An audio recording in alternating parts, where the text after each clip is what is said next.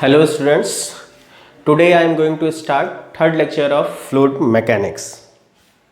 देखिए अब तक हम लोगों ने लास्ट लेक्चर में जो पढ़ा था वो ये देखा था हम लोगों ने लास्ट लेक्चर में कि डायनेमिक विस्कोसिटी क्या होती है। डायनेमिक विस्कोसिटी का हम लोगों ने यूनिट देखा था और ये सारी चीज़ें देखी थी। अब देखिए डायनेमिक विस्कोसिटी का एक और यूनिट है जिसको क्या कहा जाता है, जिसको कहा जाता है रिन। रिन क्या है?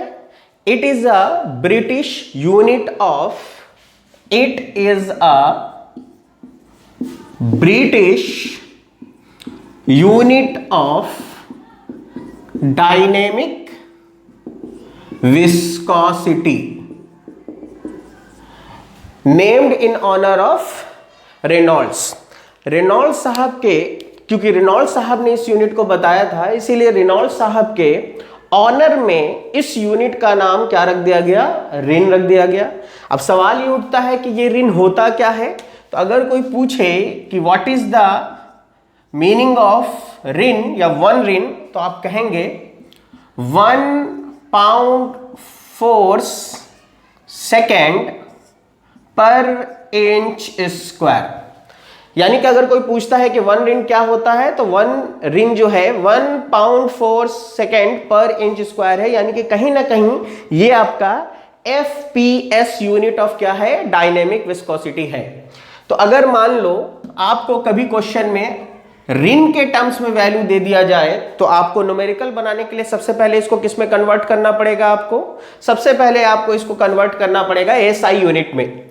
तो अगर आपसे ये पूछा जाए कि 1 रिन कितने के बराबर होता है, सिंपल हम क्या करेंगे, रिन का मतलब क्या है? पाउंड फोर्स पर इंच स्क्वायर इनटू सेकेंड। आपको इसको कन्वर्ट किस में करना है? न्यूटन सेकेंड पर मीटर स्क्वायर में कन्वर्ट करना है। ऐसा अगर हम लोग करेंगे तो हम लोगों को SI में कन्वर्ट हो जाएगा। और कल मैंने क्या बताया था, यूनिट कन्वर्जन कैसे करना है उसका एक तरीका हमने बता रखा है आपको। अब आप देखो 1 पाउंड फोर्स का क्या मतलब है, इसको समझने के लिए मैं आपको एक एग्जांपल देता हूं। सपोज दैट एक स्ट्रिंग है, एक धागा है, और उसमें मैंने 1 kg मास की एक बॉडी को क्या किया? लटका दिया। तो ये 1 kg मास की बॉडी जो है डाउनवर्ड डायरेक्शन में जो फोर्स लगाएगा उस फोर्स को आप क्या कहते हो? 1 kg फोर्स कहते हो। और ये 1 kg फोर्स कितने के बराबर होगा? वो बराबर होगा m into acceleration, m into acceleration, that is कि यहां पर अगर ग्रेविटेशन है तो mg लेंगे, और mass is 1 kg, acceleration due to gravity is 9.81, that is कि 1 kg फोर्स जो होता है वो इतने न्यूटन के बराबर होता है। तो अगर आपसे कोई ये कहे कि 1 पाउंड फोर्स है, तो सबसे पहले तो क्या करना है? पाउंड को केजी में कन्वर्ट करना है। तो 1 पाउंड में कितना ग्राम होता है? यस, 1 पाउंड में 453 ग्राम्स होते हैं। लेकिन अभी ये ग्राम में कन्वर्ट हुआ है। आपको इसको किस में कन्वर्ट करना पड़ेगा? केजी में। तो हम लोग इसको 1000 से डिवाइड करेंगे, केजी में कन्वर्ट हो गया। केजी को एक्सेलरेशन ड्यू टू ग्रेविटी यानी मास को जी से मल्टीप्लाई करेंगे तो हम लोगों को क्या बनेगा? न्यूटन बनेगा, न्यूटन मिलेगा। तो आपको इसको 9.81 से मल्टीप्लाई करना है। ये पूरा पूरा किस में कन्वर्ट हो गया? न्यूटन में। उसके बगल में सेकंड था, सेकंड रहने दिया। इंच है तो इंच को सबसे पहले किस में कन्वर्ट करना होगा? सेंटीमीटर में। और 1 इंच बराबर कितना होता है? 2.54 सेंटीमीटर। ठीक है, यहां पर इंच स्क्वायर है तो सेंटीमीटर भी क्या करेंगे हम लोग? स्क्वायर कर देंगे। लेकिन अभी ये सेंटीमीटर में कन्वर्ट हुआ, आपको किस में कन्वर्ट करना है? मीटर में कन्वर्ट करना है। सेंटीमीटर छोटी यूनिट है, मीटर बड़ी यूनिट है, आपको डिवाइड देना होगा। तो डिवाइड देंगे हम लोग। एक बार अगर 100 से डिवाइड दिया तो एक बार सेंटीमीटर एक बार मीटर में कन्वर्ट हो गया। लेकिन यहां पर सेंटीमीटर स्क्वायर है, इसलिए एक बार फिर से 100 से क्या करेंगे हम लोग? डिवाइड करेंगे। तो अब 1 रिन जो होगा वो इसको अगर आप सॉल्व करेंगे तो उसके बराबर आएगा। ठीक है, और इसका वैल्यू अप्रोक्सीमेटली आपको कितने के बराबर मिलेगा? 6888.1 के बराबर मिलेगा आपको इसका वैल्यू। तो अगर आपसे पूछा जाए कि रिन क्या है, जनरली ये एग्जाम में, कई सारे एग्जाम में पूछा जाता है कि रिन क्या होता है या रिन कितने के बराबर होता है, हमेशा इसको याद रखिएगा। ये ऑब्जेक्टिव एग्जामिनेशन के पॉइंट ऑफ व्यू से काफी इंपॉर्टेंट है। ठीक है, तो देखिए, तो डायनेमिक विस्कोसिटी कल हमने देखा था, उसका एसआई यूनिट देखा, एमकेएस यूनिट देखा, सीजीएस यूनिट देखा और एफपीएस यूनिट भी हम लोगों ने देख लिया। अब हम लोग आज उससे आगे चलेंगे और आज हम लोगों का टॉपिक है वो क्या है, वो है काइनेमेटिक विस्कोसिटी। तो देखिए आज हम लोग काइनेमेटिक विस्कोसिटी को स्टडी करेंगे। अब काइनेमेटिक विस्कोसिटी क्या होता है, तो kinematic viscosity is the ratio between dynamic viscosity of the fluid to the density of that fluid, यानी कि जिस फ्लूइड की डायनेमिक विस्कोसिटी को आप लेंगे उसी फ्लूइड के डायनेमिक विस्कोसिटी को उसी फ्लूइड के डेंसिटी से क्या कर दीजिएगा, आप डिवाइड कर दीजिएगा। तो जो रेशियो मिलेगी वो रेशियो क्या कहलाएगी, वो कहलाएगी kinematic viscosity and it is denoted by nu, that is it is the ratio between mu by rho। तो आप यहीं से इसकी यूनिट निकालें। अभी थोड़ी देर पहले हमने देखा है कि डायनेमिक विस्कोसिटी की यूनिट क्या थी, kg पर मीटर सेकेंड, और रो की यूनिट क्या होती है, तो रो की यूनिट होती है mass by volume, that is kg metre cube. अब आप देखो यहां से 1 मीटर से काटेंगे तो 1 मीटर कट जाएगा, केजी से केजी क्या होगा, कट जाएगा। आपको यूनिट क्या मिलेगी, आपको यूनिट मिलेगी मीटर स्क्वायर पर सेकेंड। और आप देखिए इसकी यूनिट में कहीं पर भी मास टर्म या केजी अवेलेबल नहीं है, और ये मैंने फर्स्ट लेक्चर में आपको बताया था, that's why it is known as kinematic viscosity. तो आपको काइनेमेटिक विस्कोसिटी की यूनिट क्या मिली, मीटर स्क्वायर पर सेकेंड, और यही इसकी एसआई यूनिट भी है और यही इसकी एमकेएस यूनिट भी है। लेकिन अगर मान लीजिए कभी आपसे पूछा जाए कि सीजीएस यूनिट अब बताइए, तो सीजीएस यूनिट क्या होगी, तो यहीं से हम देखेंगे, यानी कि मीटर को हम किस में लिख सकते हैं, सी मीन्स सेंटीमीटर, जी मीन्स ग्राम, एस मीन्स सेकेंड टाइम। तो आप मीटर स्क्वायर को क्या लिखेंगे, सेंटीमीटर स्क्वायर पर सेकेंड। तो 1 सेंटीमीटर स्क्वायर पर सेकंड, इसी को हम लोग क्या पढ़ते हैं, 1 स्टोक्स। दैट इज कि अगर कभी पूछा जाए कि CGS unit of kinematic viscosity बताइए, तो आप क्या बोलेंगे, Stokes is the CGS unit of kinematic viscosity. तो अब सवाल ये उठता है कि अगर स्टोक्स में वैल्यू दिया गया है तो न्यूमेरिकल में आपको एसआई में कन्वर्ट करना आना चाहिए। तो 1 stokes is equal to, stokes का मतलब है सेंटीमीटर स्क्वायर पर सेकेंड, एंड एस आई में इसकी यूनिट है मीटर स्क्वायर पर सेकेंड। अब आप देखिए सेंटीमीटर स्क्वायर को मीटर स्क्वायर में कन्वर्ट करना है, सेंटीमीटर छोटा टर्म है, मीटर स्क्वायर बड़ा टर्म है, छोटे को बड़ा बनाना है, क्या करोगे आप, डिवाइड करोगे। एक बार डिवाइड किया तो 1 सेंटीमीटर मीटर में कन्वर्ट हो गया, फिर से इसको डिवाइड किया तो दोनों ही सेंटीमीटर मीटर में कन्वर्ट हो गया, नीचे सेकंड तो सेकंड है। दैट इज की यहीं से आपको क्या पता चला कि 1 stokes is equal to 10 to the power -4 metre square पर second. This is the CGS unit of kinematic viscosity. ठीक है, तो देखिए अब हम लोग इसके आगे चलते हैं, और हम लोगों ने कल बेसिक डेफिनेशन ऑफ विस्कोसिटी देखा था, तो वहां सीखा था कि मेन रीजन ऑफ विस्कोसिटी क्या है, और उसके बाद फिर हम लोग आगे चलते थे। फिर हम लोगों ने मैथमेटिकल फॉर्म से हम लोगों ने क्या किया, डायनेमिक विस्कोसिटी निकाला, काइनेमेटिक विस्कोसिटी को निकाला, और आज हम लोग बात करेंगे बिहेवियर पर। दैट इज की what is the behaviour by increasing the temperature on viscosity. That is कि हम लोग बिहेवियर को चेक करने जा रहे हैं, टेम्परेचर को इंक्रीज करें डिक्रीज करें तो विस्कोसिटी ऑफ द लिक्विड पर क्या असर पड़ेगा। तो हम लोग सबसे पहले इसका हेडिंग लिखेंगे, वो ये कि इफेक्ट ऑफ टेम्परेचर। हम लोग क्या पढ़ने जा रहे हैं, effect of temperature on viscosity, क्योंकि हम लोग जनरल बात करेंगे, डायनेमिक विस्कोसिटी हो या काइनेमेटिक विस्कोसिटी हो, दोनों की बात करेंगे। क्लियर। तो effect of temperature on viscosity की बात कर रहे हैं हम लोग, इसलिए अब सबसे पहले हम लोग जो डील करेंगे या जिस पर बात करेंगे वो हम लोग ले लेते हैं लिक्विड को, क्योंकि देखिए फ्लूइड के अगर विस्कोसिटी को डील करना है तो फ्लूइड का मतलब लिक्विड एंड गैस दोनों है। तो देखिए सबसे पहले हम लोग बात करेंगे, वो किसकी बात करने जा रहे हैं, लिक्विड की। और कल हम लोगों ने क्या पढ़ा था, the major reason of viscosity in liquid is cohesion या फिर इंटर मॉलिक्यूलर अट्रैक्शन फोर्स। कल हम लोगों ने ये देख रखा है कि मेजर रीजन जो विस्कोसिटी का लिक्विड में है वो किसके कारण है, वो है कोहेजन के कारण या इंटरमॉलिक्यूलर अट्रैक्शन फोर्स के कारण।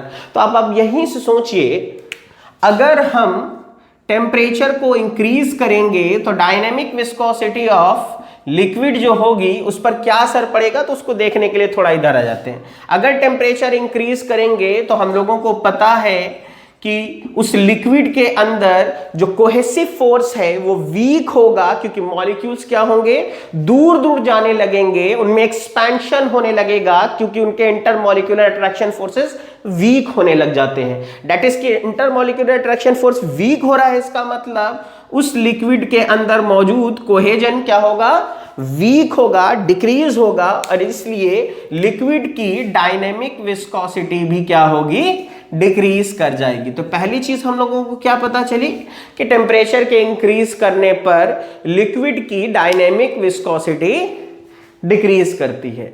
ठीक है, अब दूसरी चीज देखिए, अगर मान लीजिए कभी कोई कहे चलिए ठीक है ये तो आपने ऐसे बता दिया, अगर कोई रिलेशन पूछ दे कि डायनेमिक विस्कोसिटी का एक रिलेशन बताइए जिस रिलेशन से हम किसी भी टेम्परेचर पे किसी भी लिक्विड का क्या निकाल सके, उसकी डायनेमिक विस्कोसिटी निकाल सके, तो एक रिलेशन दिया गया है किसके लिए, लिक्विड के लिए, और वो रिलेशन क्या है, mu T is equal to mu naught upon 1 plus A T plus B T square. अब ये है क्या, तो देखिए यहां पर मैंने जो म्यूटी लिखा है, mu t is equal to viscosity of liquid, या इसकी डायनेमिक विस्कोसिटी की बात कर रहे हैं, dynamic viscosity of liquid at T degree Celsius, यानी जिस टेम्परेचर पर आपको निकालना है उसको मैंने T डिग्री सेल्सियस कहा है, और इस म्यू नॉट क्या है, viscosity of that liquid at 0 degree Celsius, और A and B are the constant depending upon the liquid, यानी कि जैसा भी लिक्विड होगा उसके लिए A and B का वैल्यू क्या होता रहेगा, आपको चेंज होगा, या जो भी है उसके लिए आपको दिया जाएगा।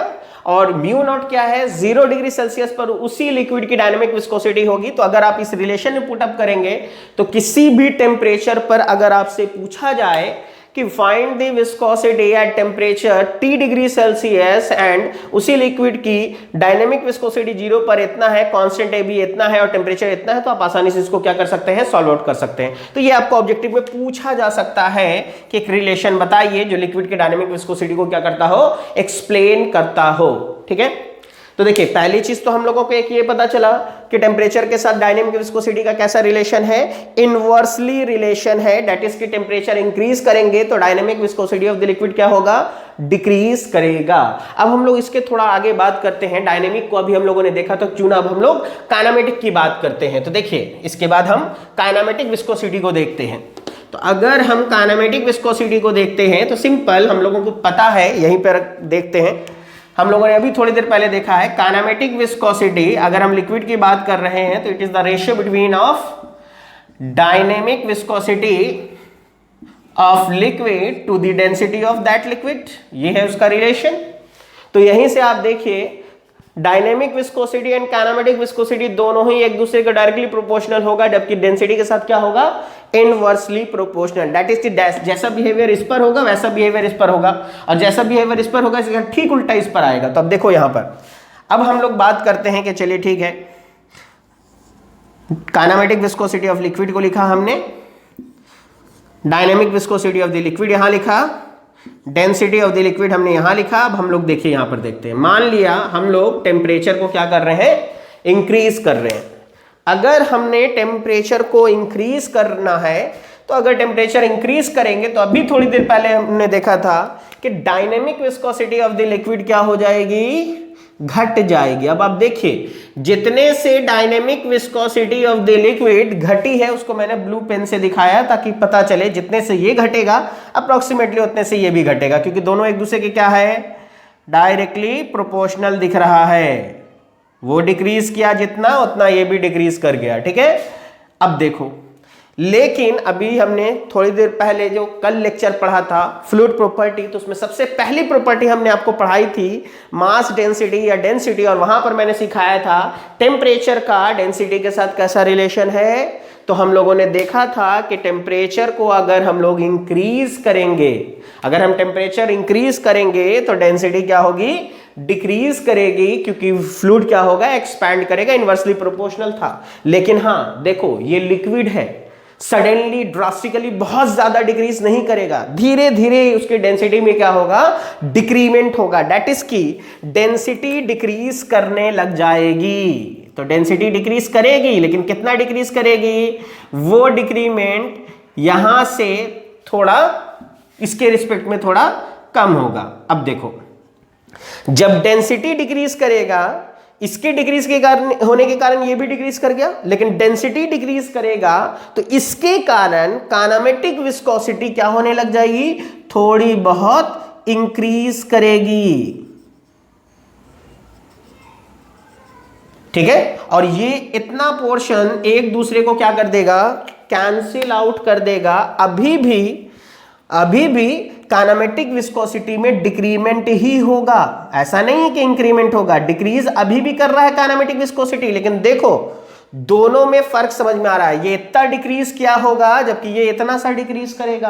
तो यहां से ये मैंने इसलिए बताया क्योंकि देखो जनरली ये सब लोग बता देते हैं और ये बुक में आसानी से लिखा हुआ मिल जाता है आपको कि with increase in temperature dynamic viscosity of liquid and kinematic viscosity of liquid both decreases. लेकिन अगर आपसे ये पूछा जाए कि which one decreases more, I hope so कि आपको दिख रहा होगा कौन ज्यादा डिक्रीज होगा।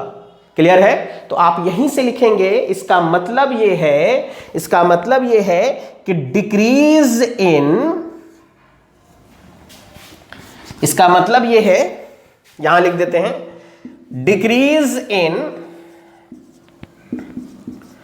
डायनेमिक विस्कोसिटी ऑफ लिक्विड जो होगी वो ज्यादा होगी किससे, decrease in kinematic viscosity of liquid से। तो अगर कभी आपसे इंटरव्यू में ये पूछा जाए तो आप इसको ऐसे एक्सप्लेन करके बताएंगे, ठीक है। और बाकी आपको जनरल फॉर्म तो पता चल ही गया कि टेम्परेचर के इंक्रीज करने पर डायनेमिक विस्कोसिटी भी घटता है लिक्विड का, और काइनेमेटिक विस्कोसिटी ऑफ लिक्विड भी क्या होती है, डिक्रीज करती है। ये हम लोगों को एक रिलेशन मिल गया। तो जब भी आपसे पूछा जाए, क्योंकि देखो रिटन एग्जाम में हमेशा यही पूछा जाता है कि टेम्परेचर के साथ विस्कोसिटी का कैसा रिलेशन है, ये कभी नहीं पूछा जाएगा कि विच वन डिक्रीजेस मोर। ये जनरली इंटरव्यूज वगैरह में पूछा जाता है, ठीक है। अब देखिए, अब आपको लिक्विड का बिहेवियर दिख गया यहां से, ठीक है। अब हम लोग किस पर आ जाते हैं, अब हम लोग आ जाते हैं कि effect of temperature on gases, ठीक है। अगर हम लोग गैस की बात करेंगे तो गैस पर टेम्परेचर इंक्रीज करने पर विस्कोसिटी पर क्या असर पड़ेगा। तो अगर हम लोग गैस की बात करें तो कल हम लोगों ने क्या सीखा था, कल हम लोगों ने सीखा था कि गैस का जो विस्कोसिटी है वो सिर्फ और सिर्फ किसके कारण है। तो कल हम लोगों ने सीखा था कि गैस की विस्कोसिटी जो है उसका सिर्फ एक मेजर रीजन है। गैस में हम लोगों ने देखा था major reason of viscosity is intermolecular momentum exchange, intermolecular momentum exchange, कल हम लोगों ने ये देखा था। अब आप देखिए, यहीं से आप देखिए, हम लोग जानते हैं, और मोमेंटम एक्सचेंज को और कैसे कह सकते हैं हम लोग, इसका मतलब है रैंडमनेस, या रैंडमनेस ना कह के आप कहिए intermolecular collision, intermolecular collision, intermolecular collision. अब आप देखिए, अगर हम लोग गैस की बात करते हैं तो यहां पर सबसे पहले आपको एक चीज पता होनी चाहिए, वो है काइनेटिक थ्योरी ऑफ गैस। तो काइनेटिक थ्योरी ऑफ गैस आपको यह बताता है कि अगर कोई भी गैस है तो उसके मॉलिक्यूल्स जो है वो जिगजैग मोशन करते रहते हैं, इधर उधर भागते रहते हैं, रैंडम मोशन करते रहते हैं, और उनके पार्टिकल्स के जो रैंडमनेस है, यानी किस स्पीड से इधर उधर भाग रहा है, उन सब का अगर हम लोग एवरेज बताएं तो उसको हम लोग कहते हैं root mean square velocity. Root mean square velocity, and root mean square velocity of gas को हम लोग कैसे निकालते हैं, CRMS। इसको पढ़ते क्या है, CRMS, और ये कितने के बराबर होता है, रूट अंडर 3RT/m। अब ये 3RT/m क्या है, तो यहां पर देखिए R बार जो है, this is known as universal gas constant, और इसकी वैल्यू हमेशा आपको 8.314 kilo joule per kilo mole kelvin के बराबर होती है, ये हमेशा कांस्टेंट है, ठीक है। एंड m क्या है, m is the molecular weight. तो these are the constant, 3R/m, ये कांस्टेंट है, ये वैल्यू कोई भी गैस ले लो कभी नहीं बदलेगा, और m उसके लिए फिक्स होगा। यहां पर वेरिएबल कौन है, तो आपको दिख रहा है टेम्परेचर। दैट इज, यहां से आपको क्या पता चला कि CRMS directly proportional to root under T।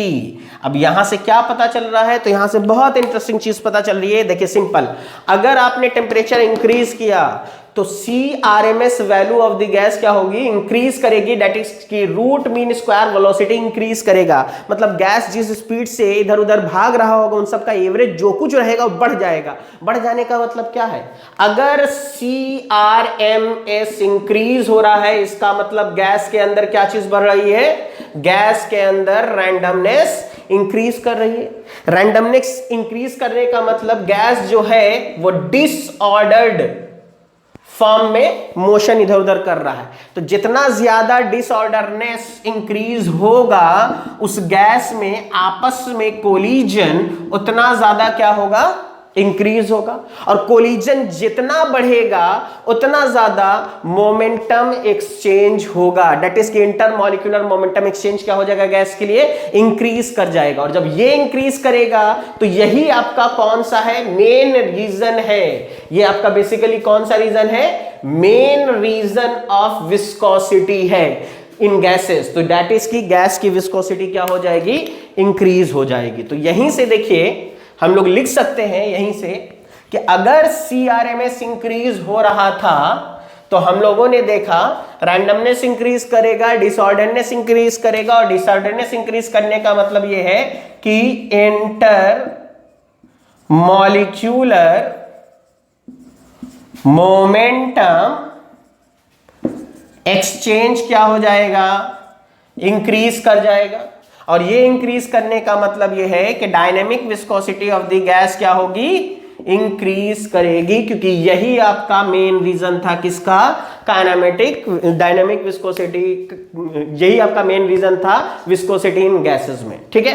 तो अब देखिए, एक तो आप यहां से देख करके डायरेक्ट भी बोल सकते हैं कि एक रिलेशन अगर आया जाए जैसे CRMS के साथ बिल्कुल डायरेक्टली प्रोपोर्शनल है डायनेमिक विस्कोसिटी ऑफ गैस, तो आप ये भी कह सकते हैं कि mu gas is directly proportional to root under T, यानी कि टेम्परेचर के डायरेक्टली प्रोपोर्शनल है, लेकिन कैसे है, तो टेम्परेचर के रूट अंडर के डायरेक्टली प्रोपोर्शनल है। इसी चीज को मैंने काइनेटिक थ्योरी से बताया है आपको, एक साइंटिस्ट थे सुथरलैंड, उन्होंने अपने रिलेशन में भी बताया है। तो कभी कभी रेयर है बट एक आध बार ये इसमें पूछा गया है कि सुथरलैंड कोरिलेशन बताइए गैसेस के लिए। तो गैस के लिए सुथरलैंड कोरिलेशन क्या था, तो mu gas is equal to B root under T upon 1 plus S by T, 1 plus S by T. अब यहां पर T क्या था, तो T इज दी टेम्परेचर है, ठीक है, और आपको B and S are the Sutherland coefficient Sutherland coefficient. और इसी रिलेशन को कौन सा रिलेशन कहा जाता है? इस रिलेशन का नाम है सुथरलैंड कोरिलेशन। Sutherland correlation. तो इसका मतलब यह है कि अगर कभी आपसे पूछा जाए कि गैस के लिए कोई रिलेशन बताइए जिससे हम लोग विस्कोसिटी को फाइंड आउट करते हैं, तो वो रिलेशन किसने दिया है? सुथरलैंड ने। और वो रिलेशन क्या है? B√T/1/S/√T। ठीक है, तो देखिए ये रहा आपको गैस की डायनेमिक विस्कोसिटी के साथ। तो अभी हम लोगों को क्या पता चला कि गैस की डायनेमिक विस्कोसिटी क्या होगी? टेम्परेचर के इंक्रीज करने पर इंक्रीज करेगी, क्योंकि इन दोनों के बीच में कैसा रिलेशन है? Mu gas is directly proportional to √T से। और इस रिलेशन से आपको ऑब्जेक्टिव के क्वेश्चंस बहुत आसानी से बना सकते हैं। जैसे अब यहीं से देखिए, अगर आप यहां से एक रिलेशन बनाना चाहते हैं तो इससे आप क्या करोगे? आप यहां पर साइन ऑफ प्रोपोर्शनलिटी हटा दो, एक कांस्टेंट पड़ेगा। दैट इज कि अगर मान लो आपको कहा जाए कि एक पर्टिकुलर टेम्परेचर T पर डायनेमिक विस्कोसिटी ऑफ गैस इतनी है, तो बताइए इस टेम्परेचर पर कितना होगा? तो सिंपल, गैस 1 का रूट अंडर इधर रखिए T1/T2 is equal to mu gas 0.1 पर है, 0.2 पर है। इससे आपको ऑब्जेक्टिव का डायरेक्टली एक नंबर का क्वेश्चन बन जाएगा। ठीक है, अगर उसने कह दिया कि 20 डिग्री सेल्सियस पर म्यू गैस इतना है, तो बताइए 40 डिग्री पर कितना होगा? इस रिलेशन से हम लोग डायरेक्टली फाइंड आउट कर सकते हैं, सिंपल। अब देखिए, इसके बाद अब हम लोग काइनेमेटिक विस्कोसिटी ऑफ गैस का टेम्परेचर के साथ क्या देखेंगे? रिलेशनशिप देखेंगे। तो अब आप देखो, अभी हम लोगों को पता है चला है कि टेम्परेचर के इंक्रीज करने पर गैस की डायनामिक विस्कोसिटी क्या होगी? इंक्रीज करेगी। और हम लोगों ने पहले ही देख रखा है कि म्यू गैस के लिए अगर बात कर रहे हैं तो न्यू गैस के लिए यानी काइनेमेटिक विस्कोसिटी ऑफ गैस की अगर हम बात कर रहे हैं तो mu gas by rho gas हम लोग लेंगे। और इन दोनों का बिल्कुल डायरेक्ट रिलेशन दिख रहा है, जबकि डेंसिटी का इनवर्स रिलेशन। तो आप देखो, अगर हमने काइनेमेटिक विस्कोसिटी ऑफ गैस की बात की है तो म्यू गैस को हमने ऊपर रखा, रो गैस को नीचे रखा। और अभी हमने सीखा है कि टेम्परेचर को अगर इंक्रीज करेंगे तो म्यू गैस इंक्रीज करेगा, जितने से वो इंक्रीज करेगा उतने से ये भी इंक्रीज कर गया, क्योंकि दोनों एक दूसरे के कैसे दिख रहा है? Directly proportional. लेकिन हमने पढ़ा है कि टेम्परेचर बढ़ाने पर डेंसिटी क्या होगी? डेंसिटी डिक्रीज करेगी। और जैसे ही डेंसिटी डिक्रीज करेगी, काइनेमेटिक विस्कोसिटी ऑफ गैस फिर से इंक्रीज करने लग जाएगा, क्योंकि इन दोनों का आपस में कैसा रिलेशन दिख रहा है? इनवर्स। ये घटेगा तो ये फिर से बढ़ने लग जाएगा। तो देखिए, ये एक ही बार इंक्रीज किया है, ये इतना है, और इसमें 2 बार इंक्रीमेंट होगा। दैट इज की overall increment in kinematic viscosity जो होगी वो डायनेमिक विस्कोसिटी के इंक्रीमेंट से ज्यादा होगी। तो अगर अब आपसे कभी भी पूछा जाए कि टेम्परेचर के बढ़ाने पर विस्कोसिटी का असर बताइए गैस के लिए, तो आप बोलेंगे टेम्परेचर के इंक्रीज करने पर काइनेमेटिक विस्कोसिटी और dynamic viscosity of the gases both increases. ठीक है, लेकिन जैसे ही पूछा जाए दोनों में ज्यादा कौन बढ़ेगा, तो ज्यादा कौन बढ़ेगा वो आपको दिख रहा होगा। तो यहीं पर आप लिखेंगे, इसका मतलब ये है, इसका मतलब है कि increase in kinematic viscosity of gas is more than that of increase in dynamic viscosity of gas. तो देखिए, यहां से आपको बहुत एक इंपॉर्टेंट रिलेशन पता चल गया। जनरली ये इंटरव्यूज वगैरह में पूछा जाता है, आप हमेशा याद रखेंगे इसको, ये बहुत इंपॉर्टेंट है, बहुत काम देगा आगे। तो देखिए, अभी हमने टेम्परेचर का इफेक्ट देख लिया, लिक्विड के लिए भी और गैसेस के लिए भी। लेकिन देखो, मैंने आपको डायनेमिक विस्कोसिटी के लिए सिखाया था कि mu gas is directly proportional to √T। लेकिन अगर कभी आपसे पूछ लिया जाए कि डायनेमिक विस्कोसिटी का तो टेम्परेचर के साथ रिलेशन है, लेकिन बताइए काइनेमेटिक विस्कोसिटी का टेम्परेचर के साथ क्या रिलेशन होगा? तो देखो, kinematic viscosity of the gas is equal to mu gas by rho gas. अब आप देखो, टेम्परेचर के साथ इसका कैसा रिलेशन है, तो इसी के बगल में हम लिख दे रहे हैं, इसके नीचे लिख रहे हैं। टेम्परेचर के साथ डायनेमिक विस्कोसिटी का अगर टेम्परेचर के साथ रिलेशन देखें तो ये किसके है, रूट अंडर टी के, हमने इसके नीचे लिख दिया। लेकिन रो का टेम्परेचर के साथ कैसा रिलेशन है, तो वो रिलेशन है इनवर्सली प्रोपोर्शनल, क्योंकि हम लोगों ने जब डेंसिटी पढ़ी थी तो वहां पर स्टडी किया था। तो अब आप इसको अगर सॉल्व करते हैं तो क्या मिलेगा, टी पे पावर 1/2 था और ये टी ऊपर जाएगा तो पावर ऐड हो जाएगा, डेट इज की 1/2 + 1 कितना हो गया, 3/2। डेट इज की आप ये कहोगे, इसका मतलब इसको अगर हम देखें ये डायरेक्टली प्रोपोर्शन के हिसाब से, तो kinematic viscosity of the gas होगी वो डायरेक्टली प्रोपोर्शनल होगी टेम्परेचर पे पावर 3/2 के। तो इससे आप क्या कर सकते हो, आसानी से कोई भी न्यूमेरिकल अगर आपको दिया जाए तो आप फाइंड आउट कर सकते हो। क्लियर है। ठीक उसी तरीके से आप चाहो तो एक रिलेशन बना लो, साइन ऑफ प्रोपोर्शनलिटी हटाओ, एक कांस्टेंट पड़ेगा पहला इक्वेशन, फिर वहां पर दूसरे के लिए दूसरा इक्वेशन और दोनों को डिवाइड दे दो, कांस्टेंट आपस में कट जाएगा, दोनों का रिलेशन निकल जाएगा। ठीक है। तो काइनेमेटिक विस्कोसिटी का टेम्परेचर के साथ कैसा रिलेशन आपको पता चल गया, लेकिन ये किसके लिए है, केवल ये गैसेस के लिए है। क्लियर। अब आप देखो, अब तक हम लोगों ने टेम्परेचर का इफेक्ट देखा है और जनरली यही पढ़ाया भी जाता है, लेकिन आपको बता दें कभी आप इंटरव्यूज में जाएंगे तो आपसे यह भी पूछा जाएगा कि चलिए ठीक है टेम्परेचर का इफेक्ट तो आपने बता दिया, क्या प्रेशर का विस्कोसिटी ऑफ द फ्लूइड पर कोई असर पड़ता है। तो देखिए अगर आपको प्रेशर का इफेक्ट देखना है तो उसके लिए हम लोग थोड़ी सी बात करेंगे। तो देखो अब हम लोग किसका इफेक्ट देखने चाहते हैं, प्रेशर का, तो फिर वैसे ही हम लोग देख लेते हैं effect of pressure, effect of pressure on viscosity. तो देखो पहले हम कंसीडर कर रहे हैं किसको, लिक्विड की। अगर हम लिक्विड की बात कर रहे हैं तो हम लोगों को पता है कि लिक्विड में डायनेमिक विस्कोसिटी ऑफ लिक्विड जो है उसका मेन कारण क्या है, कोहेजन है। और जनरली लिक्विड्स को कैसा कंसीडर किया जाता है, माना जाता है कि generally liquids are perfectly incompressible in nature.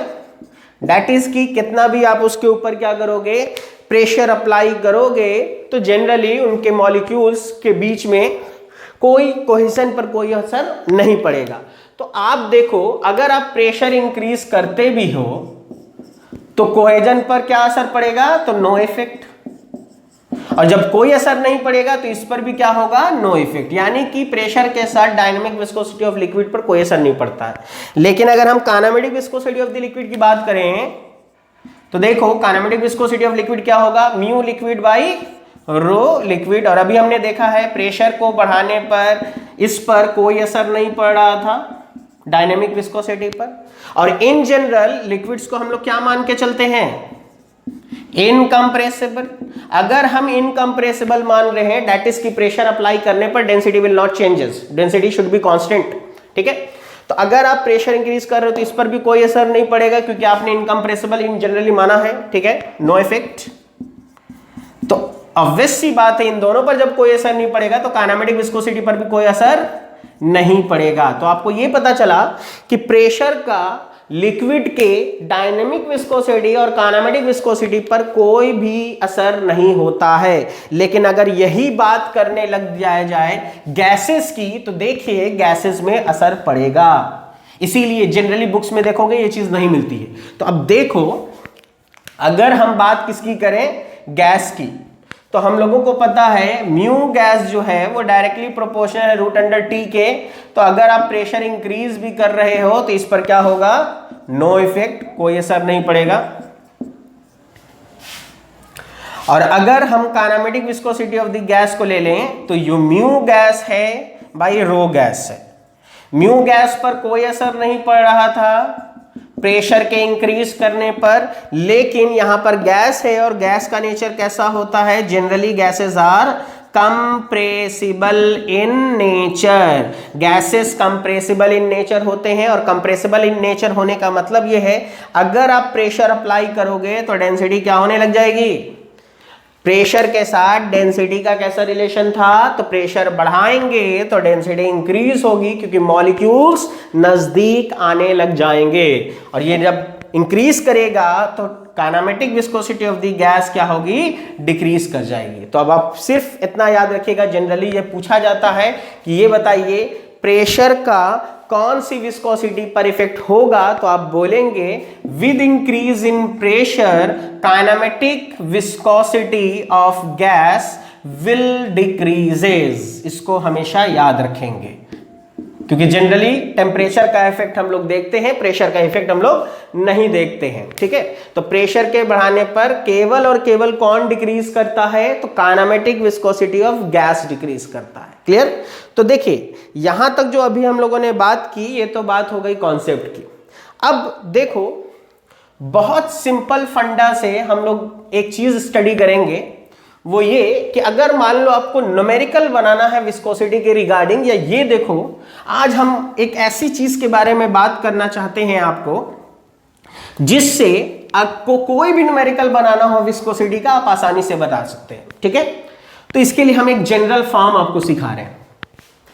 अभी आज तक जितने भी पेपर हुए हैं, चाहे आप कोई भी पेपर उठा लो, गेट का पेपर ले लो, ईएससी का पेपर ले लो, एसएससी जेई का पेपर ले लो, उसमें जो न्यूमेरिकल्स बनाए जाते हैं, अच्छे से अच्छे न्यूमेरिकल्स जो विस्कोसिटी पर बनाए जाते हैं, वो बहुत सिंपल है, उनका एक बेसिक क्राइटेरिया है। तो अब देखो क्वेश्चंस कैसे बनाए जाते हैं।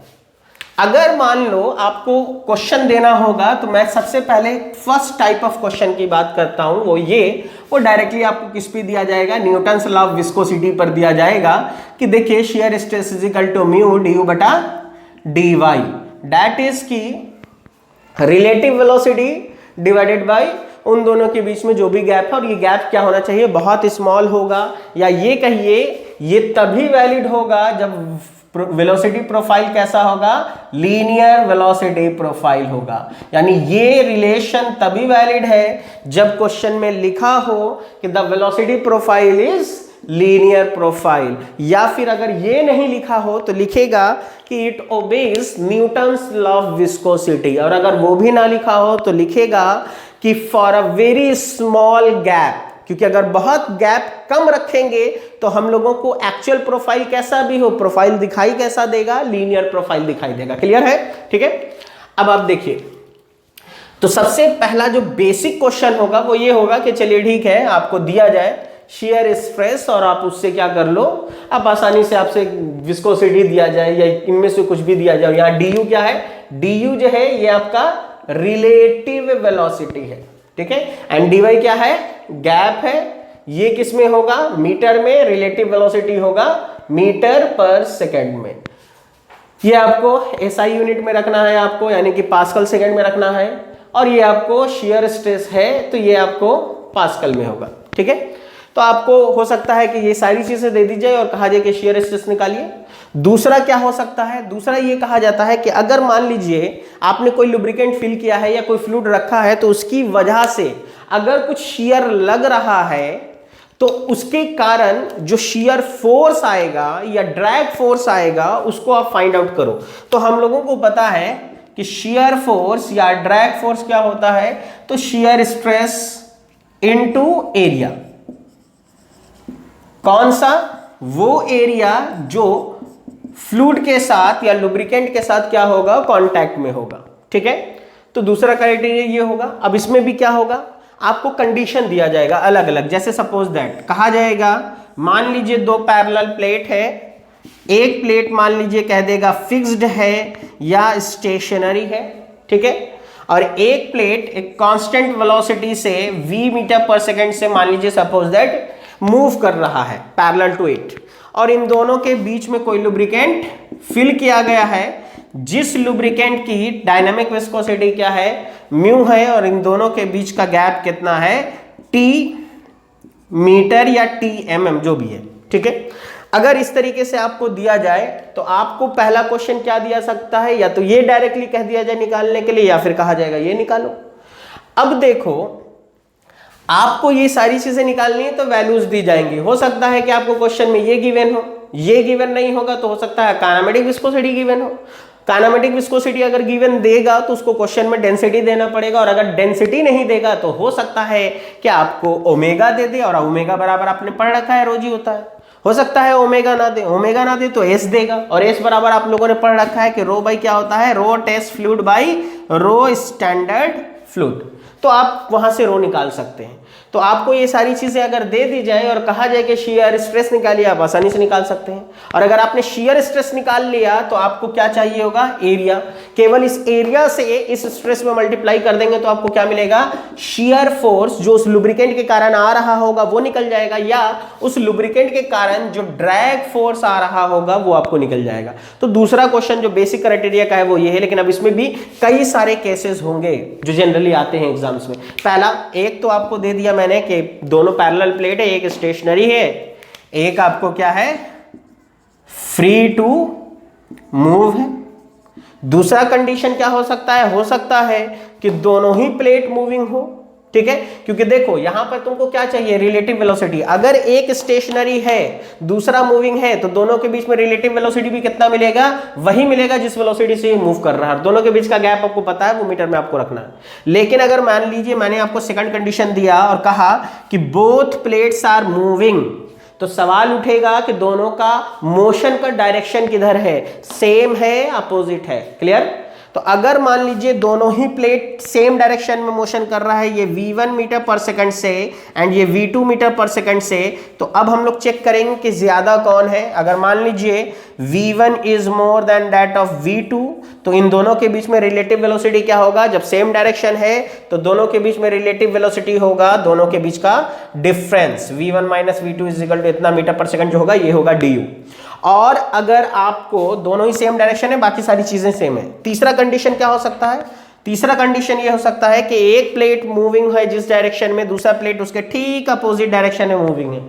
अगर दोनों का डायरेक्शन अपोजिट होगा तो इस केस में जो रिलेटिव वेलोसिटी मिलेगा वो दोनों का समेशन होगा, ठीक है। तीसरा केस ये हो सकता है। बाकी वही चीज आपको निकालने के लिए दे दिया जाए कि चलिए ड्रैग फोर्स आप निकाल के बताइए। क्लियर?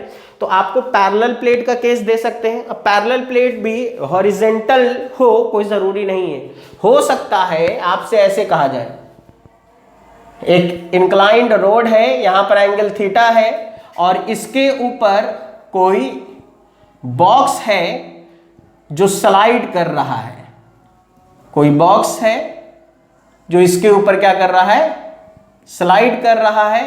कितने केजी का बॉक्स है, तो m केजी का, ठीक है।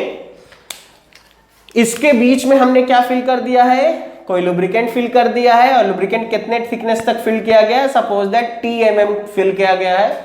लुब्रिकेंट जो भी है उस लुब्रिकेंट की विस्कोसिटी मान लीजिए आपको दी गई है, और ये एक कांस्टेंट वेलोसिटी से v मीटर पर सेकंड से क्या हो रहा है, मोशन कर रहा है।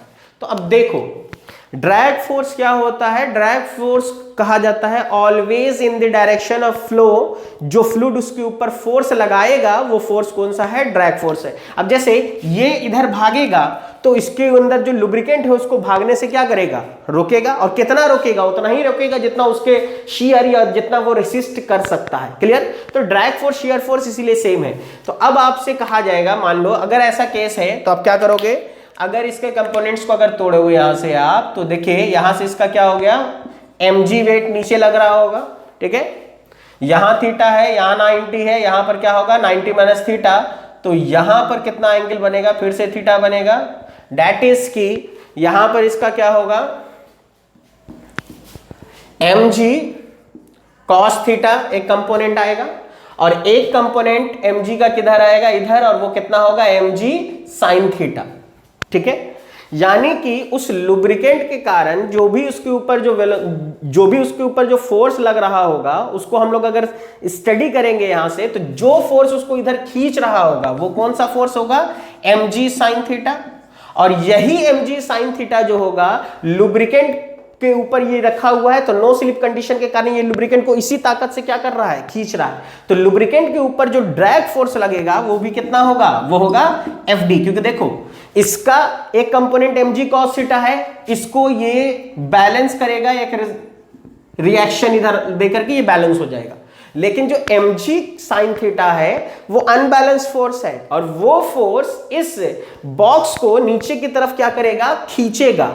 तो इसके ऊपर जो ड्रैग फोर्स लगेगा वो किसने के बराबर होगा, वो FD इसके बराबर होगा। FD बराबर कितना होता है, शियर स्ट्रेस इनटू एरिया और mg sin थीटा। और जनरली आपको क्या किया जाता है, आपको ये कंडीशन दिया जाता है और कहा जाता है लुब्रिकेंट की विस्कोसिटी हो सकता है गायब कर दे, वेलोसिटी गायब कर दे, कुछ भी एक चीज गायब करेगा और कहेगा कि आप फाइंड करके बताइए कि वो कितना है। तो mg sin थीटा आपको पता है, एरिया आपको दिया जाएगा क्वेश्चन में, क्यूबिकल है तो साइड दे देगा, क्यूबोडिकल है तो एरिया देगा बेस का, और म्यू du बाई dy हो सकता है म्यू दे दे, रिलेटिव वेलोसिटी पूछ दे, आपको वो सारी चीजें जो भी निकालनी होगी आप इससे निकाल सकते हैं। तीसरा केस क्या हो सकता है, एक केस हो गया, दो केस हो गया, तीन केस हो गया, चार केस हो गया। एक केस ये हो सकता है कि आपको इंक्लाइन ना होके वर्टिकल वॉल हो, और ये कुछ दिन पहले सिविल इंजीनियरिंग के एग्जाम में ये क्वेश्चन आया था गेट वालों को 2019 या 2018 में आई थिंक सो। उन्होंने एक ऐसा क्यूबिकल ब्लॉक बनाया, यहाँ पे लुब्रिकेंट फिल किया और कहा कि ब्लॉक mkg का है और ये ब्लॉक एक constant velocity v metre per second से स्टेडीली मूव कर रहा है, तो बताइए ड्रैग फोर्स जो लग रहा होगा लुब्रिकेंट पर वो क्या होगा। ठीक है, तो अब सिंपल सी चीज है, इसके नीचे कौन लगेगा mg, और यही mg जो होगा वो ड्रैग करता होगा लुब्रिकेंट को, तो लुब्रिकेंट के ऊपर जो ड्रैग फोर्स लगेगा वो कितने के बराबर होगा, mg बराबर mu du by dy into area. और क्वेश्चन में आपको एरिया सब कुछ दिया गया था और आपसे कहा गया था फाइंड द वेलोसिटी, और ये जो v दिया गया है यही उसका क्या होगा, रिलेटिव वेलोसिटी होगा। ठीक है, तो जनरली जब भी आपको प्लेट का केस दिया जाए, या तो ऐसा केस होगा, या तो ऐसा केस होगा, या फिर ऐसा केस होगा, या फिर ऐसा केस होगा, इससे आप आसानी से न्यूमेरिकल बना सकते हैं। ठीक है, अब अगला केस क्या हो सकता है, तो अगला केस ये हो सकता है कि अब तक देखो मैंने ड्रैग फोर्स निकाला है, ठीक है, लेकिन अगर पूछा जाए कि इसकी वजह से पावर में कितना लॉस होगा ये बताइए। तो अगर पूछा जाए कि लुब्रिकेंट जब आप डाल रहे हो तो लुब्रिकेंट के ऊपर जब उसके ऊपर ड्रैग लगा, लुब्रिकेंट अपनी तरफ खींचेगा उसको, तो उसके में जो पावर में लॉस होगा वो loss in power due to lubrication बताइए। ठीक है, या लुब्रिकेटिंग पावर निकाल के दिखाइए। तो सिंपल देखिए, पावर क्या होता है, इसकी यूनिट हम लोग कहते हैं वॉट, और वॉट का मतलब क्या है, जूल पर सेकेंड, या ये कहिए work done upon time. And work को हम लोग क्या कह सकते हैं, force into displacement by time. अब आप देखिए डिस्प्लेसमेंट बाय टाइम को हम लोग क्या लिख सकते हैं, वेलोसिटी। तो दैट इज की अगर पावर निकालना हो के लिए आपको कहा जाए लुब्रिकेशन के कारण जो पावर में लॉस होगा वो निकाल के दिखाइए, तो आप फोर्स कौन सा, ये है ड्रैग फोर्स, और डिस्प्लेसमेंट बाय टाइम क्या होगा, वेलोसिटी। आप अगर रिलेटिव वेलोसिटी से क्या कर दोगे, ड्रैग फोर्स को मल्टीप्लाई कर दोगे तो पावर फाइंड आउट हो जाएगा, पावर लॉस फाइंड आउट हो जाएगा, और पावर लॉस फाइंड आउट करोगे और वो किस में मिलेगा, हमेशा वो मिलेगा वॉट में। तो अगर कभी आपको पावर लॉस कहा जाए निकालने के लिए तो आप ऐसे निकालोगे। लेकिन देखो अभी तक हम लोगों ने क्या किया है, हम लोगों ने केवल प्लेट के केसेस को देखा है। अगर मान लो आपको प्लेट का केस ना दिया जाए, जनरली जो प्रैक्टिकल केसेस है और जिसपे सबसे ज्यादा न्यूमेरिकल गेट में आया है वो है शाफ्ट का केस या फिर जर्नल बियरिंग का केस। तो अगर शाफ्ट दे दिया जाए या जर्नल बियरिंग कहा जाए तो उसके केस में हम लोग कैसे देखेंगे, तो देखो अगर मान लो आपको कहा गया कि एक शाफ्ट है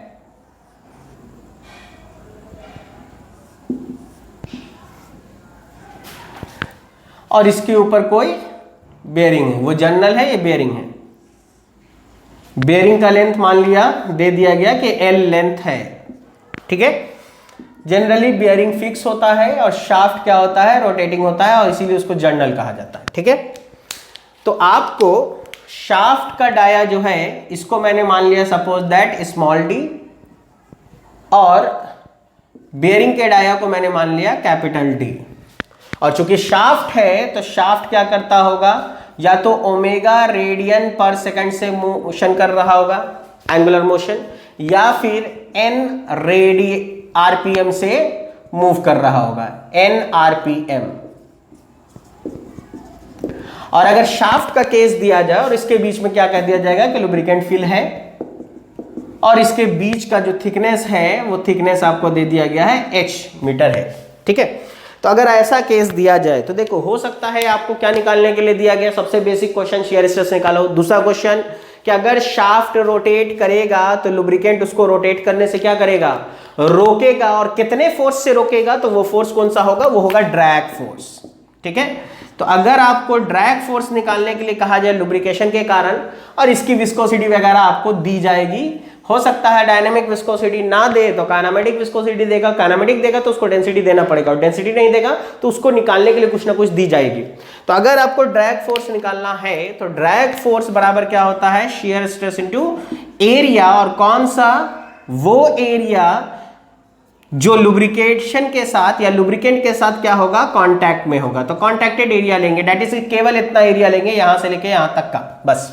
ठीक है, जहां पर लुब्रिकेंट फिल किया गया है। अब देखिए इसको और इलैबोरेट करें तो mu du by dy into contacted area. ये आपको क्या है, रिलेटिव वेलोसिटी है, और ये किस में होगा, मीटर पर सेकंड में, और ये आपको मीटर में दिया जाएगा। ठीक है, तो देखो या तो ये निकालने के लिए कहा जाए तो आपको देखिए सारी चीजें तो ठीक है, आपको दो चीज इसमें फाइंड करना पड़ेगा। एक रिलेटिव वेलोसिटी, क्योंकि देखो इसमें जो वेलोसिटी दी जाएगी वो एंगुलर वेलोसिटी दी जाएगी, और दूसरा क्या निकालना पड़ेगा, गैप निकालना पड़ेगा। तो देखो गैप निकालना है तो अगर तुम कैपिटल डी में से स्मॉल डी निकालोगे तो इधर का गैप और इधर का गैप दोनों निकल जाएगा। लेकिन देखो अगर कोई शाफ्ट है तो ये सिलेंड्रिकल है, इसके ऊपर अगर बियरिंग भी होगा तो इसी शेप का होगा ना। तो अगर लुब्रिकेंट भरोगे तो दोनों के बीच में गैप लेना है तो एक ही तरफ से न लेंगे, चाहे इधर से गैप लो चाहे इधर से लो। इसीलिए जब भी आपको गैप निकालना हो तो dy निकालने के लिए आप क्या करोगे, capital D minus small d by 2 करोगे। और अगर मान लो शाफ्ट का रेडियस स्मॉल r है और बियरिंग का रेडियस कैपिटल R है, तो इस केस में हमेशा capital R minus small r करेंगे तो आपको दोनों के बीच का गैप निकल जाएगा। और अगला केस क्या होगा, अगला केस होगा आपको ओमेगा अगर दिया है, अगर मान लो क्वेश्चन में ओमेगा रेडियन पर सेकेंड गिवन है तो आपको इसको किस में कन्वर्ट करना पड़ेगा, मीटर पर सेकंड में। और हम लोगों ने 9th क्लास में पढ़ा था v is equal to radius into omega, याद है। तो ओमेगा निकाल, अगर दिया हुआ है तो रेडियस से मल्टीप्लाई करके हम क्या करेंगे, v is equal to R omega से मीटर पर सेकंड में इसको कन्वर्ट कर लेंगे। और अगर मान लीजिए क्वेश्चन में ओमेगा नहीं दिया हुआ है, n rpm दिया हुआ है, तो n rpm को पहले ओमेगा में कन्वर्ट करेंगे, 2 पाई n बाई 60 रेडियन पर सेकंड में कन्वर्ट हो गया। और इसको हम लोग किससे मल्टीप्लाई करेंगे, रेडियस से मल्टीप्लाई करेंगे तो मीटर पर सेकंड में कन्वर्ट हो जाएगा, क्योंकि हम लोगों को पता है आर ओमेगा, ओमेगा क्या होगा 2 पाई एन बाई 60 इंटू आर। अब आप देखो 2 इंटू आर को हम सीधे डी नहीं लिख देंगे, इसीलिए जब भी एन में दिया जाए और आपको रिलेटिव वेलोसिटी निकालना है तो D U is equal to क्या कर देना, pi small D N by 60। देखो स्मॉल डी हम इसलिए लिख रहे हैं, डाया या रेडियस उसी का लेना है जो चीज रोटेट कर रही हो। अगर मान लो कभी कभी शाफ्ट फिक्स हो, उसका स्लीव रोटेट करता हो, बाहर जो है रोटेट कर रहा है तो स्लीव कहेंगे, वो घूमता होगा तो उस केस में हम कैपिटल आर लेंगे। क्लियर। तो आपको दोनों के बीच का रिलेटिव वेलोसिटी निकल गया, और जब ये निकल गया तो आप क्या निकाल सकते हो, आप निकाल सकते हो ड्रैग फोर्स लुब्रिकेंट के कारण इस शाफ्ट के ऊपर। ठीक है, अब आप देखो इससे एक स्टेप आगे की बात, जनरली बहुत कम बार ये क्वेश्चन पूछा गया गेट में। जब भी पूछा गया है दो चीज पूछा गया है न्यूमेरिकल में, वो ये, एक तो पूछा जाता है कि लॉस इन टॉर्क या लुब्रिकेटिंग टॉर्क निकाल के दिखाइए, शाफ्ट का कंडीशन दे देगा और इस तरीके का कुछ भी दे देगा। अगर आपको टॉर्क निकालना है, यानी loss in torque due to lubrication, loss in torque due to lubrication निकालना है, या ये कहिए लुब्रिकेटिंग टॉर्क निकालना है, तो आपको पता है कि टॉर्क बराबर क्या होता है, ड्रैग फोर्स इनटू रेडियस। अगर आप ड्रैग फोर्स को फाइंड आउट कर लेते हैं और शाफ्ट के रेडियस से मल्टीप्लाई करते हैं तो आपको क्या मिल जाएगा, टॉर्क निकलेगा। और टॉर्क की यूनिट हमेशा क्या मिलेगी, न्यूटन मीटर। एक तो क्वेश्चन ये आया है गेट में, निकालने के लिए कहा जाता है। और अगर मान लो ये ना दिया जाए तो क्या करना है, हो सकता है आपको क्वेश्चन में दिया जाए कि लॉस इन पावर बताइए किसके वजह से, इस लुब्रिकेंट के वजह से। क्योंकि अगर देखो हम लुब्रिकेंट फिल करते हैं और शाफ्ट रोटेट करा रहे हैं तो लुब्रिकेंट उसको रोटेट करने से क्या करेगा, रोकेगा, रेसिस्ट करेगा। क्योंकि फ्रिक्शन होगा, विस्कोसिटी है उसके पास, तो वो रोकना चाहेगा। तो रोकना चाहेगा तो वो कितने टॉर्क से रोकेगा? वो इतने टॉर्क से रोकेगा। और इस टॉर्क से रोकने के कारण क्या होगा? उसका जो पावर है वो भी क्या होगा? थोड़ा डिक्रीज करेगा। मान लीजिए आपने 100 के पावर से उसको रोटेट कराना शुरू किया शाफ्ट को, तो 100 से थोड़ी रोटेट करेगा। उसका पावर जो एक्चुअल रोटेशन में यूज होता होगा वो 90 होगा, 95 होगा। तो ये जो लॉस हुआ वो किसके कारण हुआ है? लुब्रिकेंट के कारण। इसीलिए आपसे कहा जाता है लुब्रिकेंट के कारण लॉस इन पावर निकालो। तो लॉस इन पावर अगर निकालना है तो लॉस इन पावर के लिए आपको क्या पता है? Torque into omega. अगर हम टॉर्क को ओमेगा से मल्टीप्लाई कर देते हैं तो लॉस इन पावर मिलेगा, और लॉस इन पावर हमेशा किस में मिलेगा? वॉट में मिलेगा। तो आपने देखिए टॉर्क निकाल लिया, टॉर्क को निकाल के किससे मल्टीप्लाई कर देना? ओमेगा से निकाल देना, और आपको लॉस इन पावर। देखो आज तक गेट में जो भी क्वेश्चन आया या तो इस पे आया है या तो टॉर्क पे आया है। बहुत सिंपल कंडीशन है, बेसिक तरीके से चलना, इसीलिए इसको बताया। क्योंकि देखो अगर तुमको शियर स्ट्रेस निकालना आता है तो तुम ड्रैग निकाल लोगे, ड्रैग आता है तो टॉर्क निकाल लोगे, टॉर्क आता है तो पावर निकाल लोगे। ठीक है, तो कैसा भी केस दे। अब देखो हो सकता है शाफ्ट के केस में भी हो सकता है दोनों रोटेट हो, ये भी रोटेट करता हो, ये भी रोटेट करता हो। तो आप क्या करोगे? दोनों का लीनियर वेलोसिटी निकालना और देखना जिसकी वेलोसिटी ज्यादा है। अब दोनों रोटेट कर रहा होगा तो इस पे भी डिपेंड करेगा कि दोनों का डायरेक्शन क्या है। दोनों क्लॉकवाइज रोटेट कर रहा है या दोनों एंटी क्लॉकवाइज रोटेट कर रहा है, तो दोनों में से जिसकी वेलोसिटी ज्यादा होगी उसमें से कम वाले को घटा देंगे। और अगर मान लीजिए दोनों रोटेट कर रहा है और दोनों अपोजिट डायरेक्शन में रोटेट कर रहा है, एक क्लॉकवाइज तो एक एंटी क्लॉकवाइज, तो दोनों की लीनियर वेलोसिटी निकालेंगे आर ओमेगा से, उसके रेडियस से मल्टीप्लाई करके और जोड़ देंगे। ठीक है, तो आपको यही सारे केसेस हो सकते हैं। अब देखो सवाल ये उठता है, एफएम में जो हम लोग पढ़ते हैं कि विस्कोसिटी पढ़ाया जा रहा है और ये न्यूमेरिकल कराया जा रहा है, यहां पे अब देखो एक प्रैक्टिकल चीज देखो जो बेसिकली इंडस्ट्रीज में यूज होता है। आखिर तुमको विस्कोसिटी जो है वो पढ़ाया क्यों जा रहा है, सिखाया क्यों जा रहा है विस्कोसिटी निकालना? तो देखो इसका एक प्रैक्टिकल यूज है जो इंडस्ट्री में किया जाता है। वो क्या है? वो ये है कि अगर मान लीजिए आपको loss in power due to lubricant निकालना आता है, दैट इज की वॉट निकालना आता है। और वॉट का मतलब क्या होता है? जूल पर सेकंड। और जूल पर सेकंड, जूल का किसकी यूनिट है? जूल यूनिट है एनर्जी पर सेकंड की। दैट इज की कहीं ना कहीं आप ये निकाल रहे हो कि पर सेकंड कितनी एनर्जी लॉस होगी उस लुब्रिकेंट के कारण, यानी कि जो भी एनर्जी लॉस होगी उस लुब्रिकेंट के कारण वही आप निकाल लो पर सेकंड। और देखो अगर शाफ्ट और बियरिंग के बीच में लुब्रिकेंट है तो एनर्जी का जो लॉस होगा वो किसके फॉर्म में होगा? जैसे एक शाफ्ट है, एक प्लेट है, दूसरा प्लेट है, और हम इसको क्या कर रहे हैं? मोशन करने लग जाए एक दूसरे के ऊपर, बीच में लुब्रिकेंट है, तो आपकी जो एनर्जी लॉस होती है, आप करके देख लीजिए, किसके फॉर्म में होती है? हीट के फॉर्म में। दैट इज कि कहीं ना कहीं ये जो एनर्जी लॉस है ये क्या दिखा रहा है? लॉस इन हीट दिखा रहा है। और वो लॉस इन हीट किस में होगा? यानी कि जो हीट का जनरेशन होगा, वो लुब्रिकेंट में होगा। दैट इज कि कहीं ना कहीं अगर आपने ये निकाल रखा है, एनर्जी बाय टाइम है ये बेसिकली, तो अगर आपने ये पता है कि कितने टाइम तक आपने शाफ्ट को रोटेट किया है तो उस टाइम को आप नोट कीजिए, और सीधे सीधे लॉस इन पावर को जितने टाइम तक हमने रोटेट किया था उससे मल्टीप्लाई करेंगे तो हम लोगों को क्या मिलेगा? Energy loss in the form of heat मिलेगा। दैट इज की हीट मिल जाएगा, और हीट बराबर हम लोग पढ़ चुके हैं mc/dt। इतना तो सब लोग जानते हैं, 11th-12th में पढ़ के आते हैं। mc/dt is equal to heat. अब ये जो हीट जनरेट किया है, और ये हीट क्या है? लॉस है ये, यानी कि हर सेकेंड इतनी एनर्जी, या टोटल की बात करें तो टोटली ये एनर्जी क्या होगी? लॉस होगी। तो अब देखो कितना लुब्रिकेंट लिया था तुमने, वो मास आपको पता होगा, लुब्रिकेंट का स्पेसिफिक हीट आपको पता होगा, क्योंकि लुब्रिकेंट जो आता है वो आपको उस पे लिखा होता है स्पेसिफिक हीट क्या है। और dt का मतलब ये है T final temperature minus initial temperature.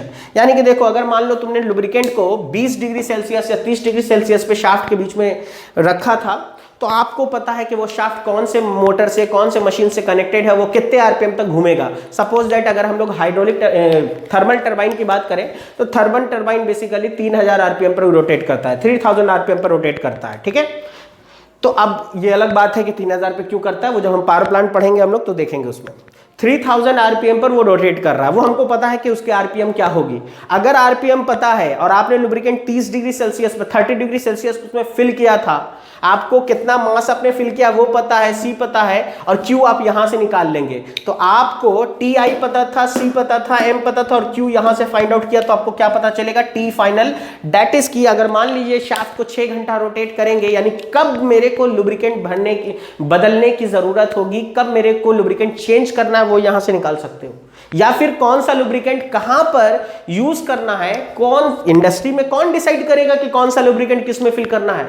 Lubricant बहुत टाइप के होते हैं, तो वो कैसे डिसाइड होते हैं, वो डिसाइड होते हैं उसके 2 टेम्परेचर पे, ठीक है। एक आपको कहलाता है सेल्फ इग्निशन टेम्परेचर और दूसरा हम लोगों ने सुना होगा, आपने केमिस्ट्री में किया होगा, flash point and fire point. Experiment lab में कराया जाता था बीटेक में, flash point and fire point. तो देखो हर लुब्रिकेंट का अपना फ्लैश पॉइंट होता है, फायर पॉइंट होता है। फ्लैश पॉइंट का मतलब ये वो टेम्परेचर होता है जिस टेम्परेचर पर पहुंचने पर उस फ्लूइड में क्या होता है, फर्स्ट स्पार्क आता है, यानी पहली चिंगारी आने लग जाएगी, उसको हम लोग कहते हैं फ्लैश पॉइंट, ठीक है। और अगर और देर तक उसको रखोगे और टेम्परेचर इंक्रीज करोगे तो वो खुद ब खुद क्या करेगा, फायर को कैच कर लेगा, यानी उसमें अपने आप से आग लग जाएगा। देखो चिंगारी आएगा और टेम्परेचर बढ़ाओगे तो अपने आप आग पकड़ लेगा। तो जिस टेम्परेचर पर खुद ब खुद सेल्फ इग्नाइट हो जाए, खुद से आग पकड़ ले, उसको कहा जाता है सेल्फ इग्निशन टेम्परेचर, यानी कि फायर पॉइंट। तो हर लुब्रिकेंट का अपना फायर पॉइंट है और फ्लैश पॉइंट है। तो सुनो, अगर कभी इंडस्ट्री में गए और आपने सुना कि शाफ्ट में आग लग गया, रोटेट कर रहा था शाफ्ट में क्या हो गया, फायर हो गया, तो वो फायर क्यों होता है, यही कारण है क्योंकि आपने जो लुब्रिकेंट यूज किया था, आपने उसका fire point flash point check नहीं किया और उसका कैलकुलेशन नहीं किया कि कितने देर बाद, अगर 6 घंटे के में तक अगर देखो तो लगातार इतनी हीट निकलेगी, तो 6 घंटे में हीट कितनी पहुंचेगी, वो फ्लैश पॉइंट फायर पॉइंट से क्या होना चाहिए, कम होना चाहिए। तो बेसिकली ये जो पार्ट मैंने बताया है ये एक्चुअली इससे न्यूमेरिकल का कुछ लेना देना नहीं है। न्यूमेरिकल आपको बता के छोड़ दिया जाता है कॉलेजेस में कि देखो ऐसे ऐसे निकालते हैं, लेकिन आज याद रखिएगा विस्कोसिटी क्यों पढ़ाया गया, उसका सबसे बड़ा कारण यह था जो इंडस्ट्री में यूज होता है। बिना इसके आप इंडस्ट्री में लुब्रिकेंट को चूज नहीं कर सकते हैं। घर नहीं है कि कोई सा भी लुब्रिकेंट उठाया, कोई भी ऑयल लिया और किसी भी मान लीजिए मोशन नहीं कर रहा है तो उसमें डाल दिया। वो इंडस्ट्री है, वहां पर लुब्रिकेंट का सिलेक्शन किया जाता है, which one is suitable for which condition, और उस हिसाब से लुब्रिकेंट का कॉस्ट भी होता है। जिस लुब्रिकेंट का फायर पॉइंट फ्लैश पॉइंट बहुत अच्छा होता है उसका कॉस्ट भी बहुत अच्छा होता है। तो इसलिए होप सो कि आप लोगों को ये चीज क्लियर हुआ होगा और आप अब घर पर बैठ करके आप चाहे आप एसएससी जेईई का पेपर हो, गेट का पेपर हो, यूएससी का पेपर हो, फिलहाल के लिए आप विस्कोसिटी के न्यूमेरिकल्स को देखेंगे। बिलीव मी, आज तक गेट में जितने क्वेश्चन आए हैं न्यूमेरिकल वो इससे बाहर नहीं आए, ठीक है। कुछ अलग टॉपिक्स भी हैं, वो हम लोग फर्दर नेक्स्ट क्लास में डिस्कस करेंगे। आज हम लोग यहीं तक रखेंगे। तो देखो नेक्स्ट क्लास में हम आपको क्या डिस्कस करेंगे, कुछ मेजरिंग डिवाइसेस हैं जिसका इस्तेमाल विस्कोसिटी को मेजर करने के लिए किया जाता है, और जनरली जो भी डिवाइस विस्कोसिटी को मेजर करता है उसको क्या कहा जाता है, उसको कहा जाता है विस्कोमीटर। उसको क्या कहते हैं, विस्कोमीटर। तो कल सबसे पहले हम लोग क्या करेंगे, डिफरेंट टाइप्स ऑफ विस्कोमीटर को स्टडी करेंगे, ठीक है। और उसके बाद इसके कुछ स्पेशल टॉपिक्स हैं, जैसे मान लीजिए कोनिकल शाफ्ट ले लिया जाए, जैसे मान लीजिए डिस्क का कंडीशन लिया जाए और डायरेक्टली उसका पूछा जाए कि बताइए टॉर्क निकाल के दिखाइए, लुब्रिकेटिंग टॉर्क, या फिर पावर लॉस निकाल के दिखाइए, तो वो हम लोग कल डेराइव करेंगे, ठीक है। तो आज के लेक्चर के लिए हम लोग इतना ही रखते हैं और बाकी हम लोग नेक्स्ट क्लास में करेंगे। और मेरे चैनल को आप लोग सब्सक्राइब कीजिए ताकि आपको डेली इसका नोटिफिकेशन आता रहे। होप सो आप लोग अच्छे होंगे। Good bye.